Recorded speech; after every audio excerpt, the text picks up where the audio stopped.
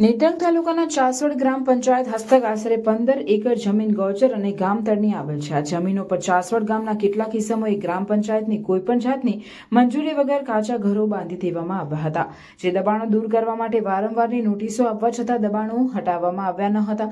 ગેરકાયદેસર દબાણો હટાવવા માટે ચાસવડ ગ્રામ પંચાયતના સરપંચ તલાટીએ નેત્રંગ મામલતદાર રીતેશ કોકરણી, નેત્રંગ તાલુકા વિકાસ અધિકાર સોહેલ પટેલ અને અન્ય અધિકારીઓને ગૌચર અને ગામતળની જમીન પર થયેલ દબાણો બાબતે લેખિતમાં જાણ કરવામાં આવી હતી। તેવા સંજોગોના જવાબદાર અધિકારીઓ ઘટતી કાર્યવાહી કરીને પૂરતા પોલીસ બંદોબસ્ત સાથે ગેરકાયદેસર દબાણો ઉપર બુલડોઝર ફેરવી દેતા ચકચાર મચી જવા પામી હતી।